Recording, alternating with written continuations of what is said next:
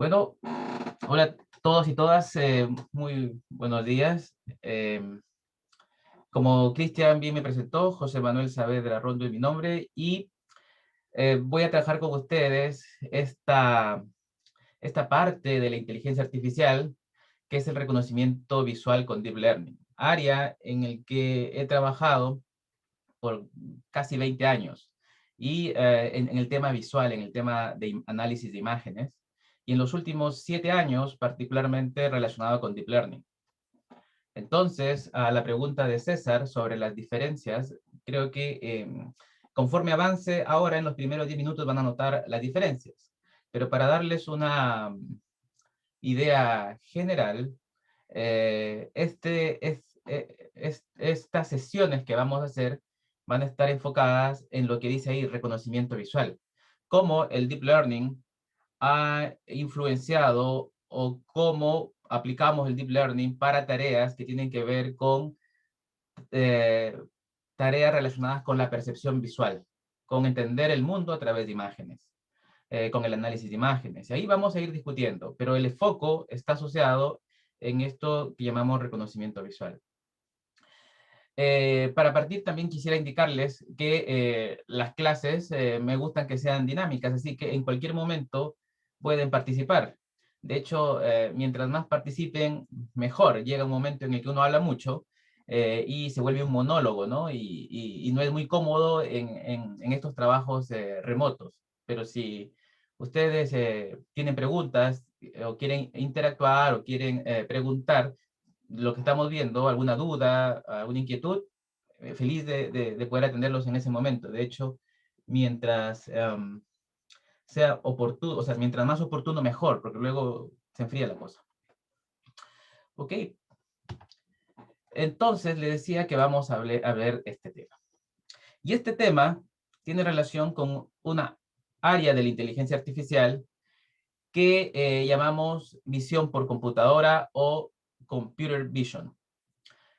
Un tema que data desde los inicios de la inteligencia artificial, es decir, desde un poco más, aproximadamente 1960, entre 1960 y 1970. La inteligencia artificial como tal, formalmente, se originó en 1952, ¿no?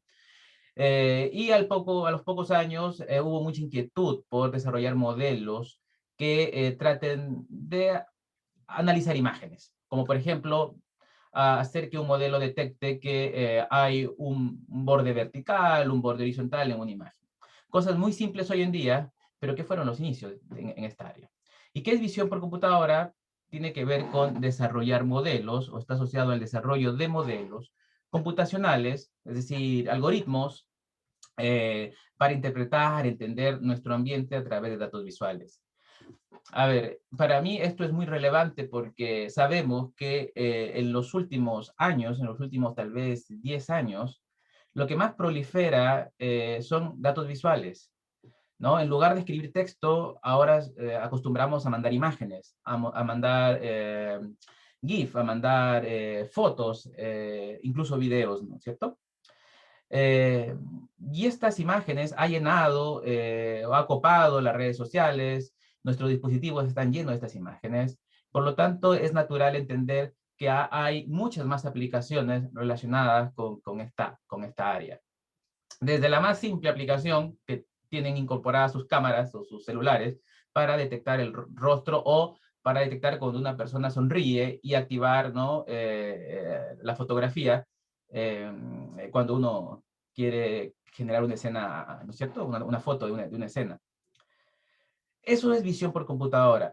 Hay un libro muy bueno para que profundicen en Deep Learning que se llama Deep Learning Illustrated, que está el link abajo. Si quieren dar un panorama general sobre Deep Learning y con el estado del arte al 2021, yo recomiendo este libro. Este libro, a diferencia de otros, se centra más en la didáctica, es muy didáctico. Y dentro de este libro, que hace unos meses lo estuve revisando, encontré esta figurita, este icono, que representa la trilobita, ¿no? Una especie marina de hace más o menos 500 millones de años. Y me puse a investigar por qué habían tomado esto como el icono. Y justamente la razón es que esta especie representa un hito dentro del desarrollo, dentro de la evolución de visión, de la visión natural, de la percepción visual. ¿Por qué? Porque se encontró que estos animales contenían un sistema ocular, un sistema visual con algunas partes que se conocen hoy en día, como el globo ocular, el nervio óptico, en fin. Y todo ello, diríamos, permitió la evolución y lo que hoy conocemos del sistema visual, ¿no? Del sistema de percepción visual. Estas especies duraron muchos millones de años, más o menos 200 millones de años, ¿no? Eh, Así que es curioso y es parte de las curiosidades dentro del área de percepción visual. A ver, cuando uno habla de entender el mundo a través de imágenes, lo que tratamos de hacer es cosas como esta. Tengo esta imagen y tratamos de responder qué tipo de escena es. Por ejemplo, ¿es una escena outdoor o indoor? Ahí es una escena, por ejemplo, que tiene que ver con una pista en las calles, donde hay un arbusto, donde hay edificios, ¿no es cierto? Y eso responde a la siguiente pregunta: ¿qué objetos hay en la escena? ¿Dónde están los objetos? Hay que ubicarlos. ¿Es de día o es de noche, no? Incluso podemos dar una descripción, ¿no? Se trata de ciclistas, por ejemplo, en una avenida, en una calle determinada. Entonces, esas tareas se tratan de llevarlas al mundo artificial a través de modelos que permitan hacer esta interpretación del ambiente. Todo a través de imágenes o videos. Finalmente, los videos no son más que una secuencia de imágenes a las que se agrega información de audio. Y si ustedes me preguntaran qué tan relevante es el área de visión por computadora, hace un tiempo, ¿verdad? Hace varios años ya, yo estuve investigando, que es una pregunta común, o sea, cómo demostrar a los estudiantes la importancia de esta área, o no solo a los estudiantes, a la comunidad, porque me ha tocado hablar con diferentes, digamos, diferentes comunidades, tratando de fomentar esta área. Y expresarles lo importante que es esta área. Entonces, me puse a investigar hace muchos, 2 o 3 años atrás, y algo que me gustó y algo que siempre muestro es lo que se expresa dentro de una de las revistas de inteligencia artificial de Stanford, que es la AI Index, ¿no? Como el índice de inteligencia artificial de Stanford, que anualmente actualiza. Y bueno, este gráfico es de este año. De hecho, ahí abajo ustedes pueden ver el link que se publicó en marzo del 2021, y que muestra particularmente, entre muchas cosas, como por ejemplo cómo ha crecido el área en diferentes regiones, en forma estratificada, en fin. Particularmente muestra cómo ha crecido el número de publicaciones o cómo ha venido evolucionando el trabajo de la comunidad científica en diversas ramas de la inteligencia artificial. ¿Sí? Y dentro de esta evolución, notamos, por ejemplo, que desde el 2015 hacia adelante, una de las áreas que más ha crecido, y bien la curva ascendente, es esto que dice CV, que es Computer Vision, ¿no? Visión por computadora, y que está asociado a un CS, y que es CS, la ciencia de la computación, Computer Science. Y de la mano, abajo tienen LG, y que es LG es Learning, que no es más que el Machine Learning, relacionado con el Deep Learning actualmente. ¿Ok? Y más abajo quedan otras áreas como la inteligencia artificial de modo tradicional, el Machine Learning, ML, también tradicional, relacionado con la estadística, los modelos probabilísticos y otros modelos. ¿Ok? Entonces, esto nos dice justamente que la comunidad científica particularmente está enfocada en esta. ¿Y por qué? O sea, ¿qué es lo que lo hace atractivo? Muchas razones, ¿no es cierto? Por ejemplo, ya les dije que la data que más abunda actualmente, además del texto, son las imágenes. La forma de interactuar es natural a través de imágenes, con los celulares, con los dispositivos móviles. hay capacidad de procesamiento a través de GPUs. Entonces, además, hay muchas aplicaciones interesantes desde el campo médico, aplicaciones en el diagnóstico de enfermedades, hasta aplicaciones que tienen que ver con los juegos, ¿no? Un poco más lúdicas. ¿Y por qué desde el 2015? Bueno, en realidad un poco más atrás, 2013 tal vez, esto ha evolucionado significativamente y particularmente por la explosión del deep learning. Así que a través de este gráfico trato de convencerlos que el área de imágenes o visión por computadora es altamente relevante en nuestros tiempos. Recuerden que pueden hacer cualquier pregunta en cualquier momento. Yo voy mirando aquí el chat y aquí hay algunas tareas relacionadas con visión por computadora, al que yo llamo reconocimiento visual. Lo primero que ven ahí ustedes es la detección de objetos. En la detección de objetos, la idea es mostrar una imagen, ¿no? Como lo que ven ahí, y un modelo es capaz de detectar dónde están objetos relevantes, objetos para los que fueron entrenados, ¿no? Por ejemplo, personas, la notebook, sillas, mesas, etcétera. Esto se llama detección de objetos. Y la detección de objetos está asociado a lo que llamamos bounding boxes, o sea, cajitas, ¿no? A través de las cajitas yo voy localizando dónde están esos objetos. Hace un tiempo, hace un par de años atrás, con uno de mis estudiantes, desarrollamos un modelo basado en detección de objetos para detectar dígitos. Y eso nos permitió crear un método para reconocer montos manuscritos en cheques, lo que generó, diríamos, un incremento en la efectividad de los métodos de estado del arte en ese tiempo, significativo, tanto así que hace 2 años nuestro modelo, diríamos, fue puesto en producción por una de las empresas más grandes de procesamiento de cheques en Chile. Y esto a través de técnicas como la detección de objetos. Ustedes podrán asociar que la detección de objetos, en el caso de los cheques, tiene que ver con detectar dígitos, ¿no? Cada uno de los dígitos que el ser humano escribe representa un tipo de objeto. Entonces, si uno determina los objetos y luego los reconoce independientemente, puede formar el monto que se escribió. Así que es altamente relevante. Abajo ven otra de las tareas relacionadas con visión, que es la segmentación de imágenes. Se nota la diferencia, ¿no? Aquí no hay bounding boxes.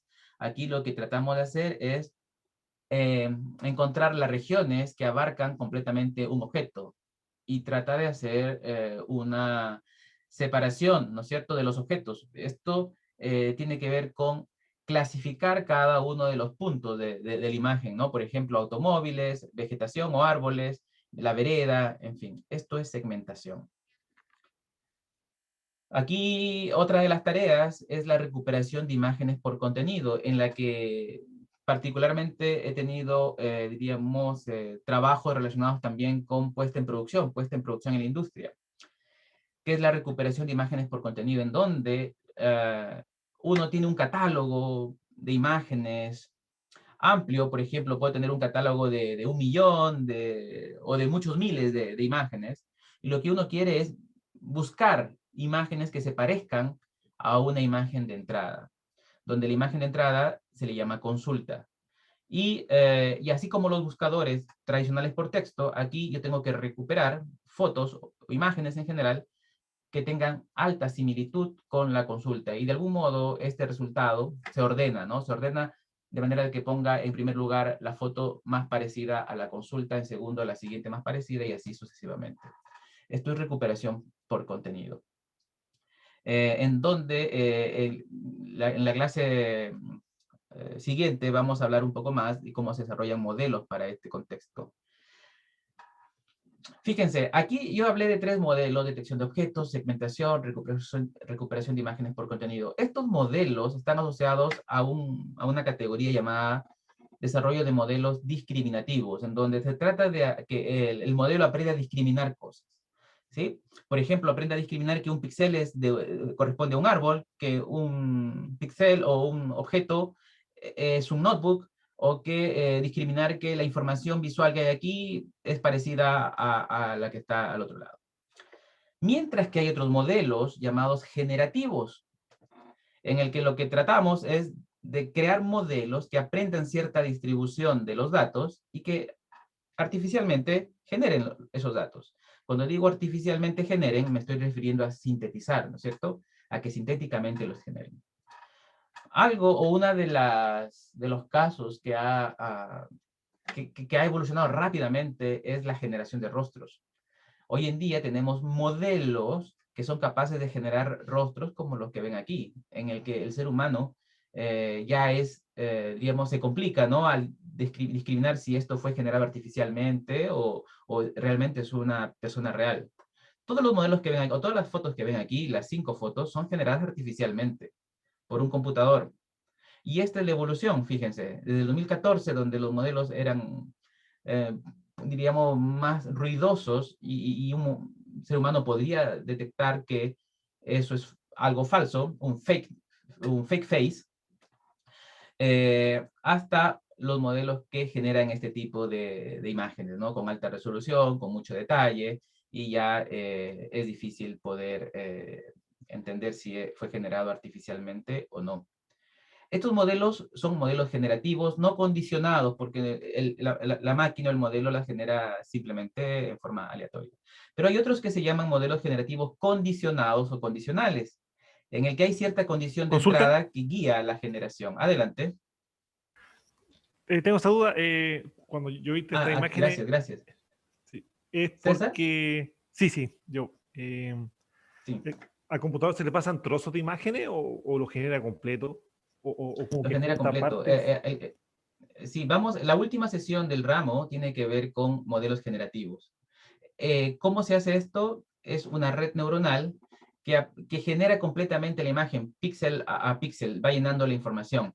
Claramente, el modelo es capaz de interrelacionar las partes para que haya coherencia, pero no hay ningún input. El modelo fue entrenado y la red automáticamente va generando, diríamos, estos rostros. El único input que hay para darle aleatoriedad es justamente cierto vector latente, que lo van a entender después, aleatorio, cierta aleatoriedad para que genere diferentes rostros. Nada más, pero no le doy información de imágenes. Durante la generación, o sea, durante la producción de imágenes. Pero durante el entrenamiento, sí, el modelo ha sido entrenado con un conjunto de imágenes reales y tratando de que lo que se genere sea parecido a esa distribución real, ¿no es cierto? Eso lo vamos a ver más adelante. Pero en simples palabras, el modelo es capaz de generar completamente la imagen. Ok, gracias. Sí, por favor, esto es interesante, ya la interacción, así me siento más cómodo. Oye, Decía que José, lo... José Manuel, Adelante. consulta, en ese caso de la traducción de sketch a foto, la red neuronal se entrenó también, por ejemplo, con el dibujo de esa persona, con la caricatura de Sí, esa persona, o solamente a claro. nivel de foto humana. No, de hecho es un trabajo que estamos desarrollando con otro estudiante para algo más genérico. Aquí se tiene un conjunto de sketches parecidos al rostro y hay pares. Entonces se entrena con pares, con el sketch y con la foto. Sí, Ah, perfecto, gracias. sí. Y Oye, también tenemos este modelo José, condicionado. ¿Alguien que sí? Dale. una consulta con Computer Vision, ¿seríamos capaces de detectar un rostro detrás de una mascarilla? Ah, buena pregunta. Buena ¿Puede pregunta. construir ese ¿Sabes por qué? rostro en términos de seguridad Reconstruir. ciudadana? Mira, es interesante tu propuesta. Yo lo asocio con un trabajo que hice con un estudiante el año pasado. Primero, relacionado, no es exacto lo que tú me dices, pero eh, dentro de este mundo, digamos que vivimos en pandemia, la detección de rostros y el reconocimiento ha sido afectado porque, digamos, antes uno quería reconocer a una persona, ponía una camarita y estoy hablando de control de acceso, ¿ya? En el control de acceso, entonces, la persona tenía su rostro completo y los métodos funcionaban bien. Pero luego con la pandemia, ahora las personas se acercan con una mascarilla. Y con una mascarilla tengo casi el 50% del rostro visible. Y con eso los modelos no funcionan bien. Entonces, existe la capacidad para poder reconocer a una persona primero con mascarilla y difícil. Nosotros hicimos muchos experimentos y el desempeño era pobre, era como el 50%, y es razonable porque estamos perdiendo mucha información con la mascarilla. Hay rasgos que quedan ocultos y rasgos importantes. Entonces, es difícil. Desde el punto de vista de reconocimiento es difícil. Ahora, la reconstrucción también vamos a poder reconstruir, pero no con alta confiabilidad. ¿Ok?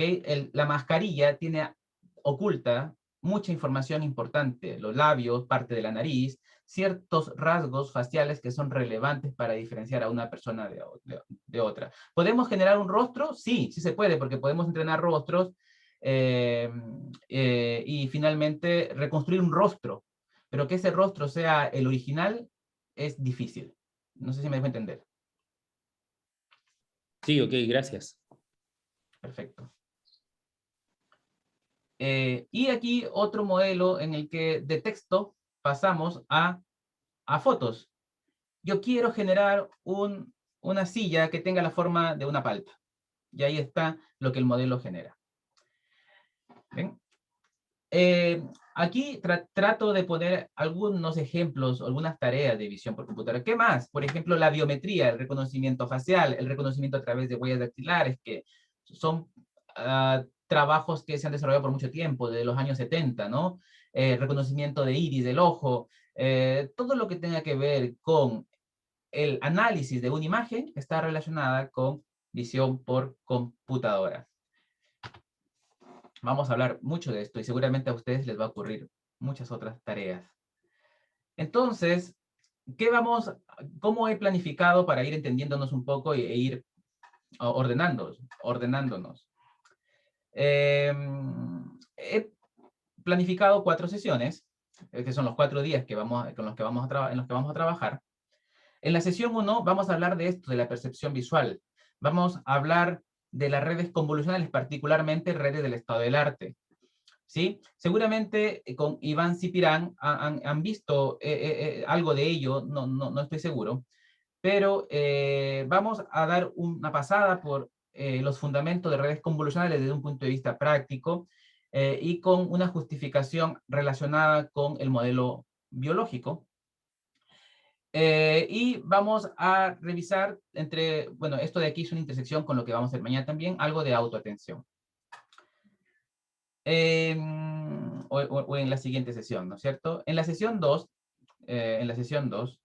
vamos a hablar de búsqueda por similitud, esto que tiene que ver con la búsqueda por contenido en imágenes, donde aparecen redes como, diríamos, especiales o arquitecturas especiales como las redes siamesas, tipos de losses particulares llamados contrastive loss o triple loss, y un tema en el que he trabajado por mucho tiempo, que es el Sketch-Based Image Retrieval, en el que la idea es recuperar imágenes o recuperar contenido visual dado dibujos, o sea, una generalización tal vez de esto que vieron ahí de los dibujos de rostros.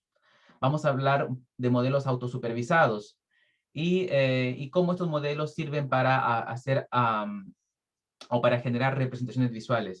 Vamos a hablar mucho de esto. En la tercera sesión vamos a hablar de detección de objetos, eso que vieron en la primera imagen, cómo generar los bounding boxes en una imagen. Vamos a hablar de modelos Anchor Base y Anchor Free. ¿Qué es Anchor? Todavía no lo he mencionado, así que tal vez queda como una incógnita. ¿Qué es un Anchor? Y lo vamos a ver luego. Y en la última sesión vamos a hablar de modelos generativos, modelos probabilísticos como los Variational Autoencoder o VAE y los modelos los generativos basados en el adversario, que son las GAN y las GAN condicional, que permiten desarrollar traducción entre imágenes o generación de imágenes bajo ciertas entradas. Eso es el programa día por día. En 4 días vamos a ver esto. ¿Sí? Adelante. Perdona, una pregunta. ¿Hay una sesión, la última sesión es la que no está agendada? Sí, A las 12 justamente vamos a hablar de cómo programar, porque para indicarles, por ejemplo, ya sabemos que la sesión 1 es hoy. Vamos a Sí. definir cuándo es la sesión 2, cuándo es la sesión 3, cuándo es la sesión 4. Eso a las 12 con Cristian lo revisamos. ¿Sí? Ok, ¿y cómo va a ser la evaluación de este programa? Eh, Vamos por partes. La, la metodología día por día va a estar asociada a una hora de teoría, vamos a hacer un break, otra hora de teoría, vamos a hacer un break, entre medio algo de práctica que yo les voy a ir mostrando algunos ejemplos, y luego al final, en la última hora y media, van a trabajar con el profesor auxiliar, con el que trabajo hace mucho tiempo, que es Cristóbal Oyola, y él les va a hacer ejercicios, prácticas con códigos que nosotros hemos desarrollado en Colab. Eso es la metodología día a día. Y como evaluación vamos a tener un trabajo práctico que ustedes harán, les voy a dar el trabajo, una tarea para que ustedes la desarrollen y la entreguen. Eso, una tarea Ok, práctica gracias. con un informe de promedio. Sí.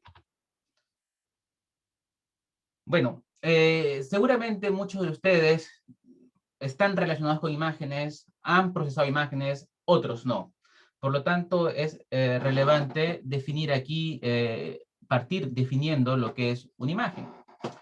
Entonces, una imagen, como lo que ven aquí, no es más que una matriz de números, normalmente números que varían entre 0 y 255. Esta imagen tiene un dominio definido por dos dimensiones, las filas y las columnas. Por lo tanto, una imagen I se define de 0 a m-1, donde m es la cantidad de filas y n es la cantidad de columnas. Filas, columnas. Y cada una de estas ubicaciones discretas, o sea, cada una de estas posiciones, tiene un valor numérico. Un valor que varía normalmente, puede variar, pero en general, y vamos a asumir eso, varía entre 0 y 255. ¿Por qué? Porque esto es la cantidad de valores que se puede representar en un byte. Y es cómodo trabajar, diríamos, cada píxel en formato de un byte. Es cómodo, pero podríamos extenderlo a más bytes. Eso se puede.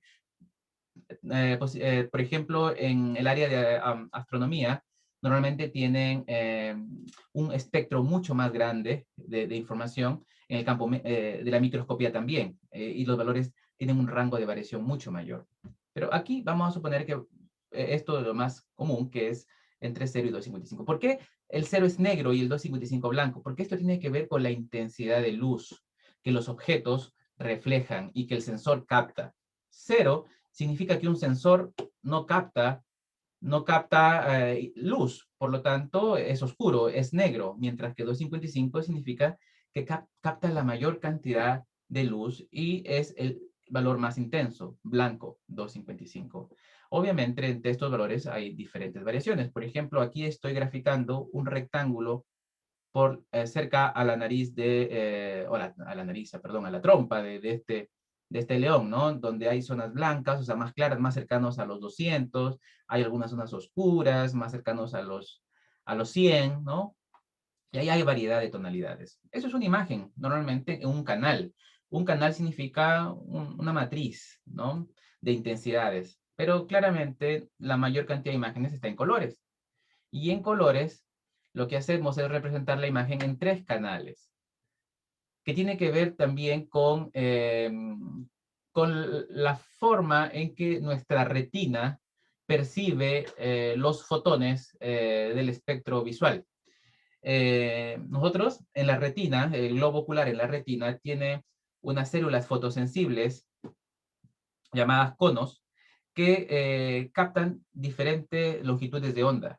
Longitudes de onda larga se asocian al rojo, longitudes de onda mediana al verde y longitudes de onda corta al azul.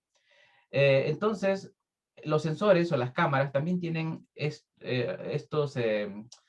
células o celdas fotosensibles que reciben intensidades dependiendo de la longitud de onda de la señal electromagnética. Y por lo tanto, una imagen se puede formar a través de un canal rojo, un canal verde y un canal azul. ¿sí? 3 canales RGB. Cada uno de ellos variando entre 0 y 255 los píxeles, ¿no es cierto? Entonces, ahora una imagen a color ya no tiene un solo valor, sino que tiene una terna. Por lo tanto, la definición de una imagen a color sigue siendo en un dominio bidimensional, filas y columnas, pero ahora su valor es una terna. Es una terna compuesta del rojo, del verde y el azul. Y con esta combinación, ¿cuántos posibles valores puedo tener? Si cada canal en cada píxel tiene 256 valores, la cantidad total de colores sería 256 al cubo, 16.7 millones de colores posibles. Me preguntan por aquí, ¿y aquí dónde está el concepto de píxel? ¿Es una medición de los 3 canales? ¿Un punto? Gracias. Gracias por la consulta. ¿Qué es un píxel? Un píxel es un punto en la imagen, es decir, una coordenada. Diríamos, el 10.10 representa un píxel, y ese 10.10, por ejemplo, aquí la ubicación, digamos, 10.10 tiene esta intensidad. ¿Qué es un píxel? Una ubicación en la imagen. Eso es un píxel, un punto en la imagen. Tiene una coordenada y tiene una intensidad. Y Repito, si el hablamos, píxel tiene una coordenada y tiene una intensidad. Adelante. y si estamos hablando en colores, significa que ese píxel tiene las 3 mediciones, las 3 intensidades, entonces, ¿sí? Tiene 3 valores. Si hablamos en colores, me ubico en algún punto, el 10,10, y ese 10,10 me da una terna. El valor en el rojo, el valor en verde y el valor en azul. Por ejemplo, miren aquí. Esto es un mango, ¿no? Estas son frutas tropicales, muy, diríamos, provocativas en esta primavera muy calurosa, ¿no? Últimamente. Un mango, acá una papaya tropical, bien. Miren el mango, tiene una zona muy roja, ¿no? Ya, si se ubican en un punto del mango, van a ver 3 valores ahí, y esos 3 valores lo van a ver en los 3 canales. Por ejemplo, en el rojo, tiene más intensidad. ¿Por qué? Porque se ve más claro. Mientras ustedes vean la imagen más claro, significa que la intensidad es más alta, se acerca a los 255. Entonces quiere decir que este píxel o los píxeles del mango tienen valores más altos. Mientras que en el verde y el azul, muy cercano a cero. No hay intensidades altas ahí. Por ejemplo, el kiwi que ven abajo aquí tiene alta intensidad en verde. No es un verde puro, por lo tanto también tiene algo de intensidad en rojo y muy poco de azul. ¿Ok? Entonces, en el caso de colores, claramente cada píxel se compone de la coordenada bidimensional y de los 3 valores. Eso. ¿Por qué la matriz la partes de Pero 0 y no de 1? la matriz, simplemente es por una cuestión tiene que ver con la parte de programación. Nosotros en programación sabemos que hay arreglos de índices que comienzan de 1, otros de 0. En realidad es vamos a llamar una estandarización, nada más. Es un estándar, una convención que tenemos en este dominio de las imágenes, de los arreglos. Eso. Es algo muy computacional, diríamos, ¿no? ¿Por el tema de Python? No, es que va más allá de Python. Python, sí, los arreglos comienzan en 0, pero eso Python lo hereda de C++, que también comienza en 0. Java también comienza en 0. Es algo muy computacional, particularmente. Sí, pero tiene que ver con la parte de programación, ¿no? Estándar de programación. Sí.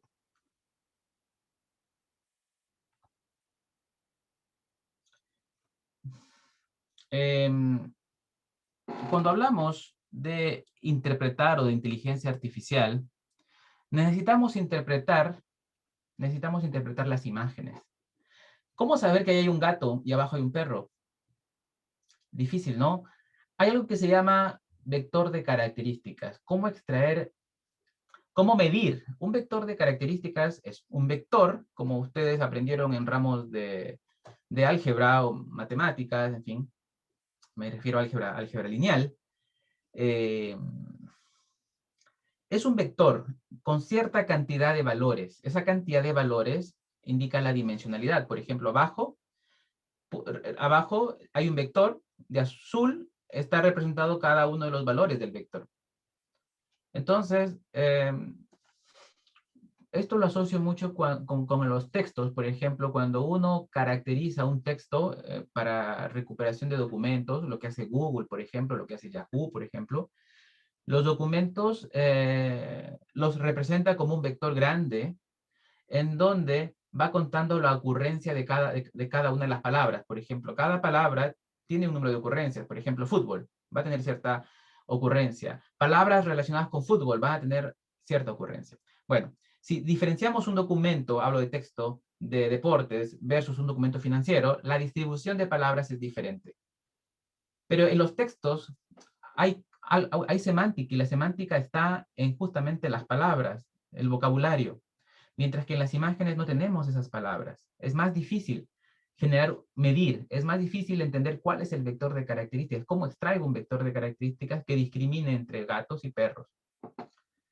¿Sí? Esto ha sido el problema por mucho tiempo. Por mucho tiempo. Hace unos, del 2000 al 2005, lo que se hacía es calcular orientaciones, aplicar técnicas de procesamiento de imágenes para medir las orientaciones de los bordes en las imágenes.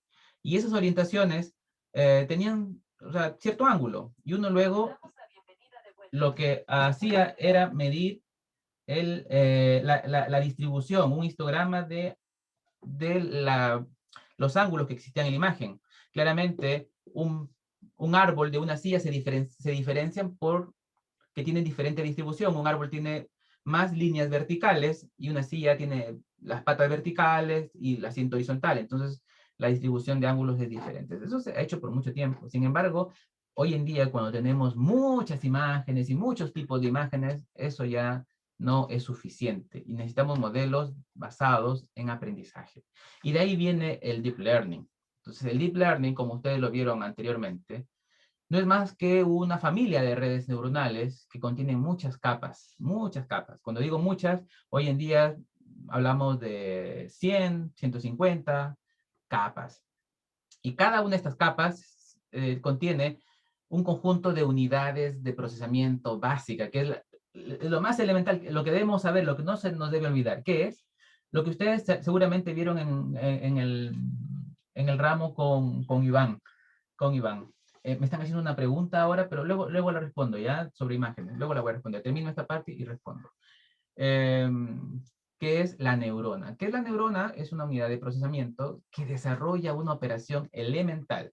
Esa operación elemental es el producto punto. ¿Qué es el producto punto? No es más que la multiplicación 1 a 1 de un valor, una entrada con un peso, ¿ok? Una entrada XY con el peso WI, XD con WD, voy multiplicándolos y luego eso se suma. ¿Sí? El producto punto no es más que eso, la sumatoria del producto entre elementos, diríamos, correspondientes.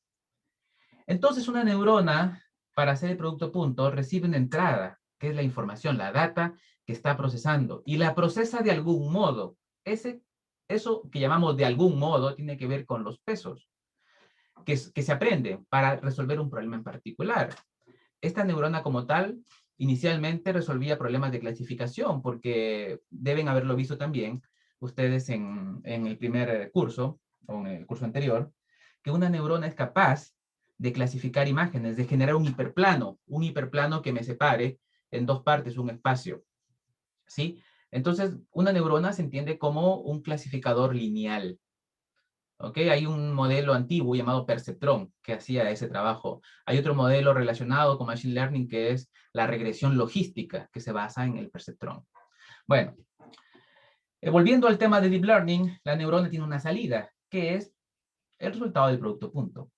Pero esa salida es muy pobre en un problema complejo. Entonces se le añade una función de activación sigma, que es una función no lineal, tipo sigmoidal, tipo tangente hiperbólica, tipo ReLU, ReLU, etc. Hay diversas funciones lineales que uno puede aplicar a la salida. Y eso es finalmente la salida de la neurona. Eso es una neurona y eso hay que entenderlo así.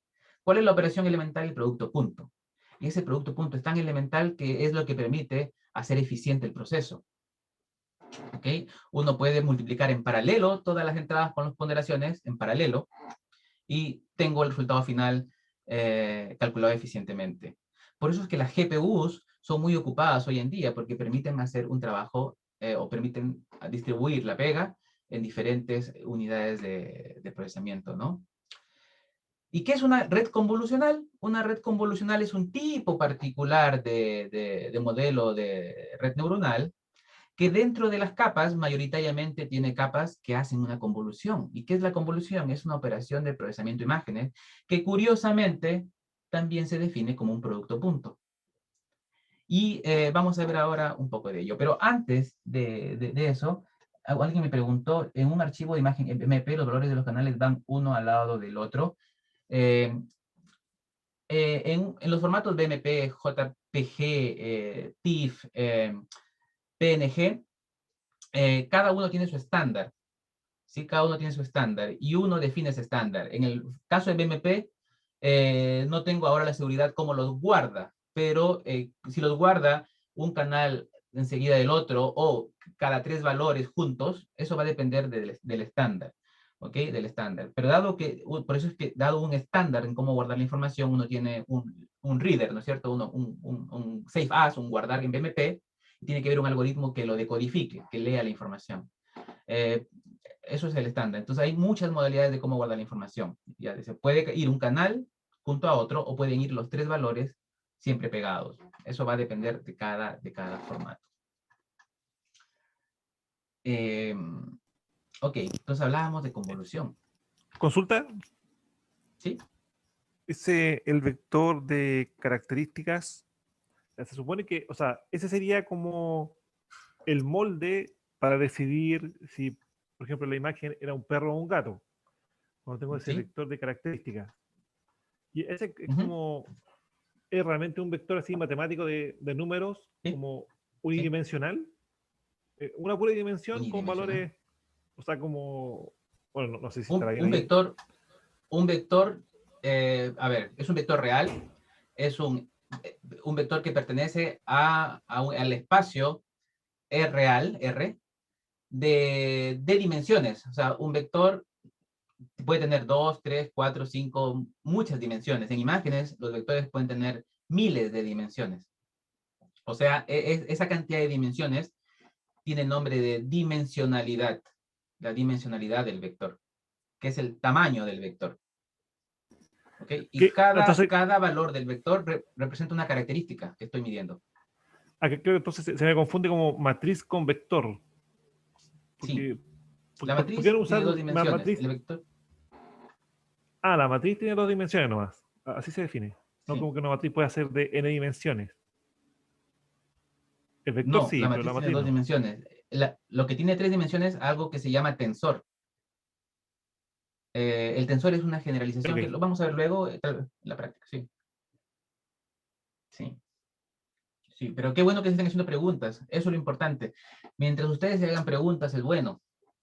Y tratemos, y vamos a tratar acá de resolverlas. Lo malo es cuando uno no se hace preguntas. Lo malo es, porque puede que no se hagan, yo creo que hay que hacerse preguntas. Y ahí uno, cuando se hace preguntas, se puede responder solo, y eso es bueno. O a veces no se puede responder solo y no pregunta, eso es lo malo. Pero si pregunta, eso es bueno. Pero hacerse preguntas es lo mejor. Así que yo Ya, espero que aquí ustedes estén haciendo preguntas. ¿Mm? tengo otra pregunta. Es que no me Dale, imagino cómo dale. escribo un vector n-dimensional. No me imagino cómo escribir uno. Es como 1, 2, 3, o más se parece a una matriz, o a qué se parece un vector multidimensional. No me lo imagino. Ya. Vamos a tratar de que en la práctica lo vean. Vamos a hacer algo de práctica más adelante y ahí lo vamos a ir viendo. ¿Sí? Ok.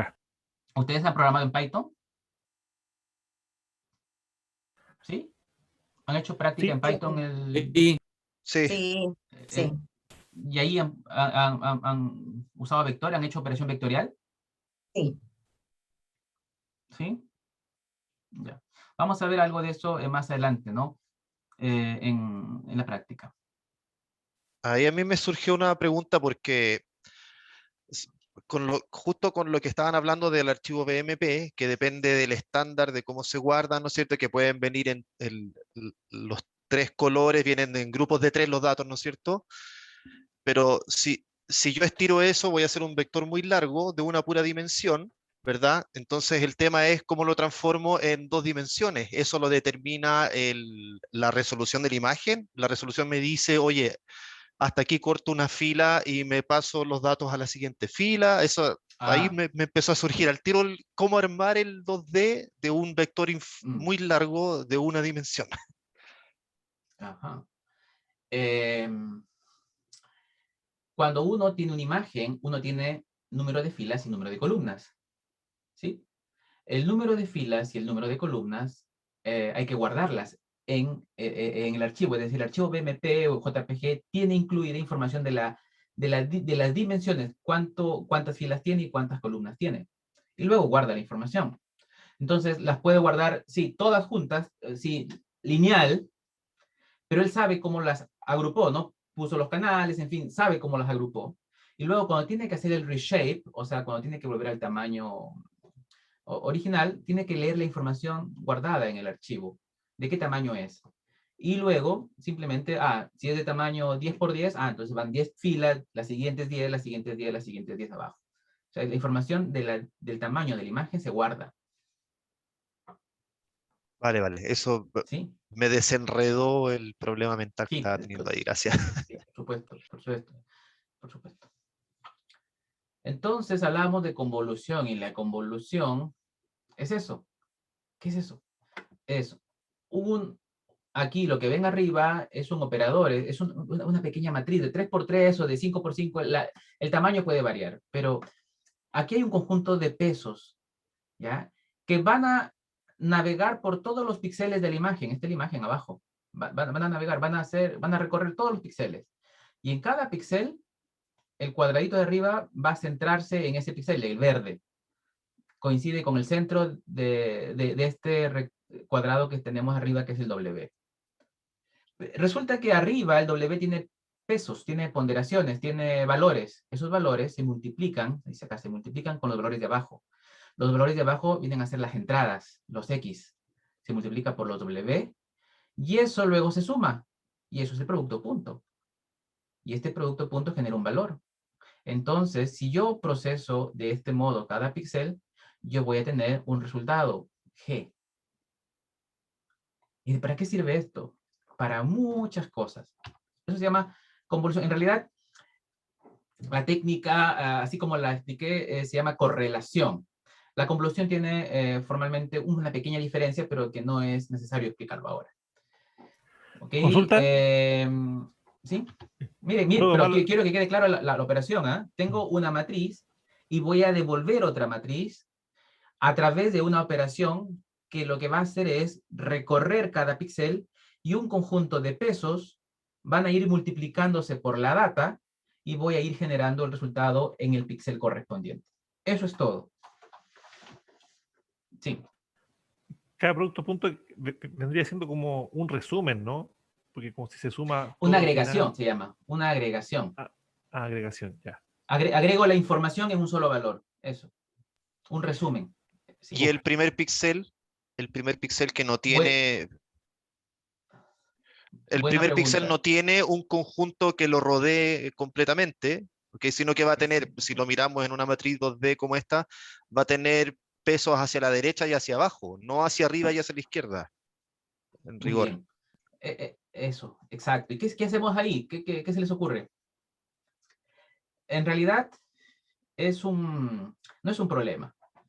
Es algo que sucede, sí, pero que no es un problema porque la información que está en el borde la verdad es que no es relevante.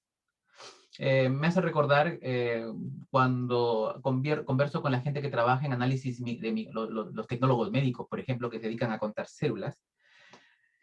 Todas las células que caen en los bordes se descartan. ¿Por qué? Porque falta información. En el caso de análisis de imágenes, lo que está en los extremos, si ustedes miran una escena, están mirando una escena, ustedes el foco lo tienen en el centro, no en los laterales. Los laterales no da información. Entonces, la verdad es que da lo mismo. Hay dos estrategias que uno sigue. O, la verdad, no contabilizo esa zona donde no calza la pequeña ventanita, puede ser. O asumo que fuera de esa imagen se rellena con ceros y ahí calza, ¿sí? O si no es ceros, con algún valor. Pero da lo mismo. La información que hay en los bordes no va a ser relevante para el análisis de la imagen, finalmente. ¿Ok? Esa es la forma de hacerlo. ¿Lo ocupo o no lo ocupo? Al final no hay mucha diferencia. Si lo ocupo, relleno con ceros. Si no lo ocupo, simplemente parto del punto en el que tenga completamente la cantidad de información que necesito. Eso. Perfecto, gracias, gracias. Pero muchas gracias por sus preguntas. Me hacen la jornada más agradable. Este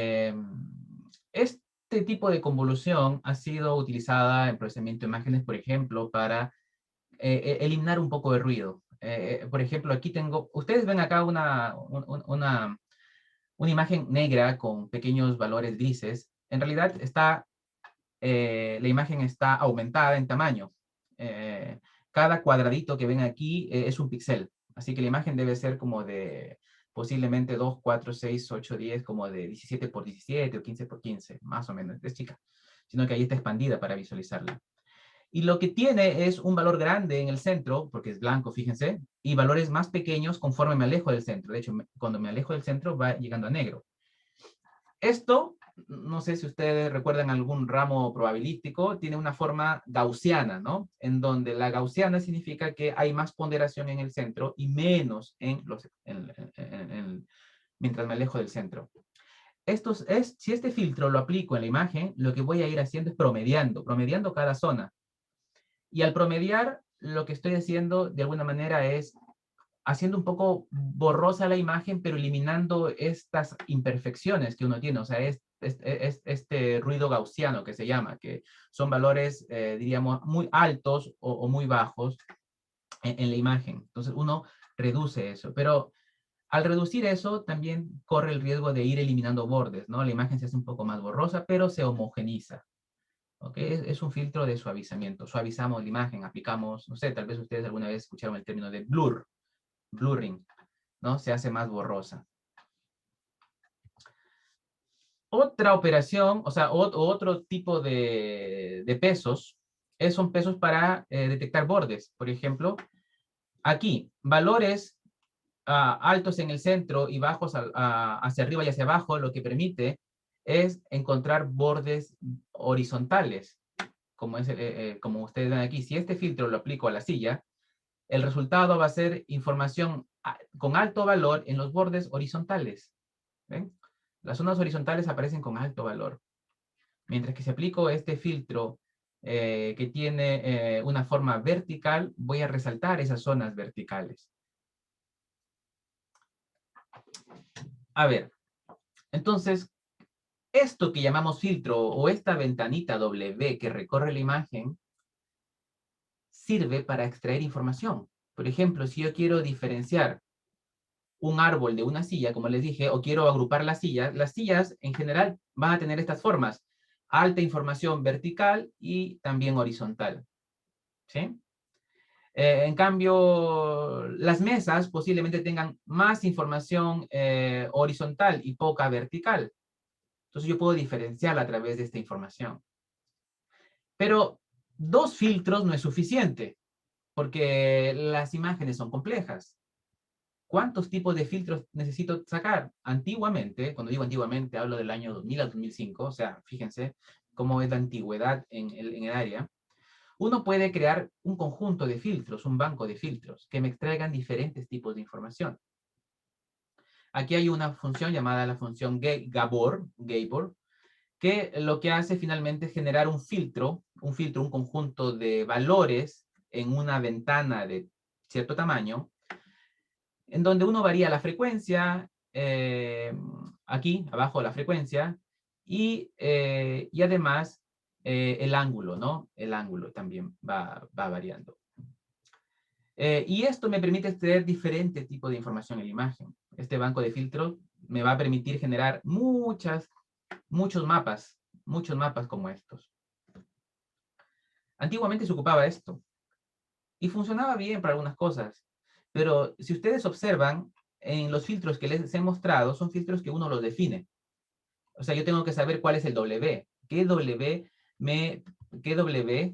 filtro? Este es el filtro. ¿Qué filtro me sirve para extraer información en un contexto? Por ejemplo, ustedes tienen el trabajo de reconocer dígitos. ¿Cuáles serán los filtros que me sirven para reconocer dígitos?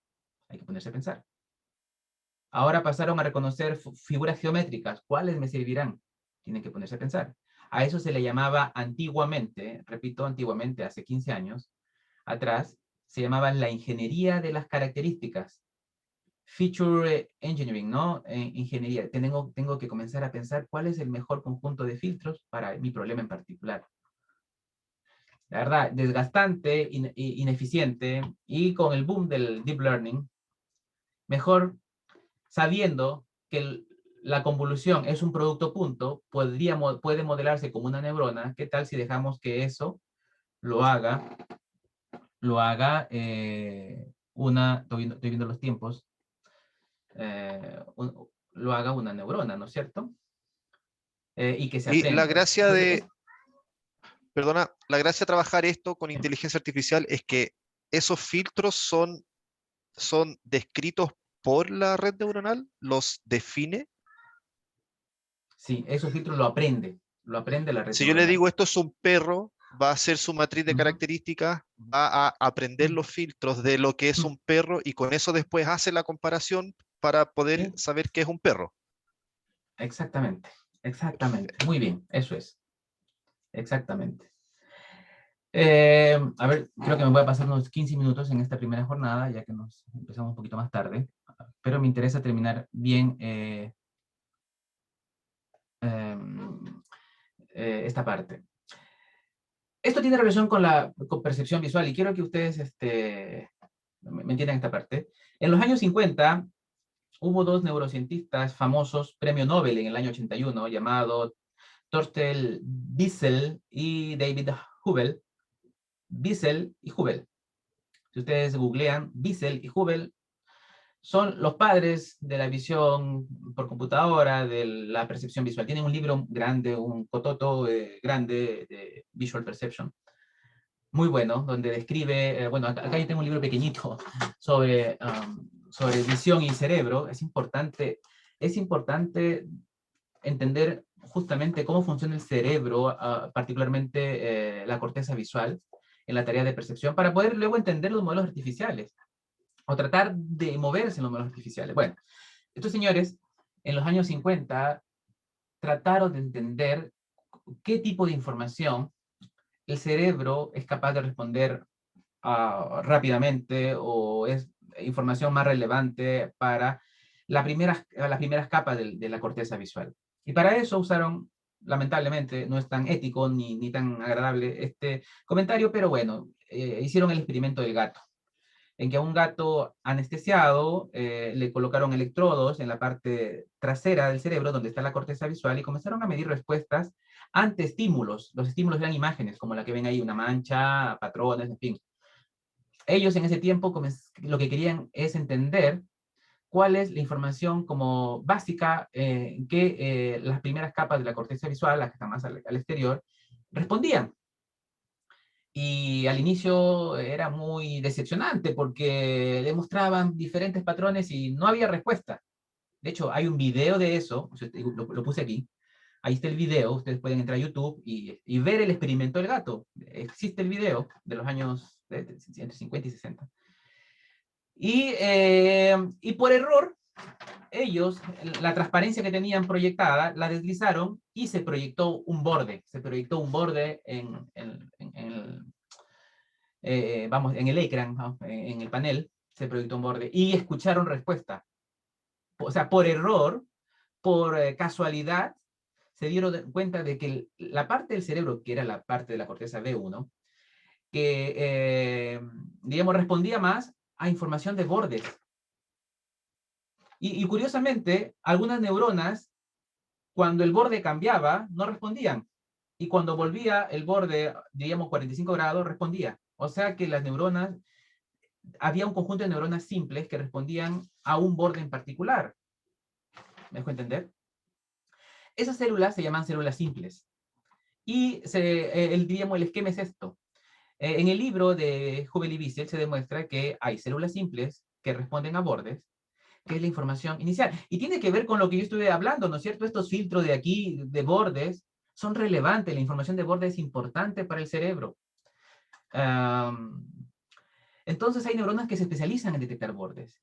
Y hay otras neuronas que reciben esa información y les permite reconocer otros patrones. Y conforme yo avanzo digamos, en las capas hasta llegar al reconocimiento final, yo voy a pasar por capas que son cada vez más semánticas. Y finalmente reconocer al ratón. Este modelo, que es un modelo esquemático de cómo funciona el cerebro, está visualizado aquí.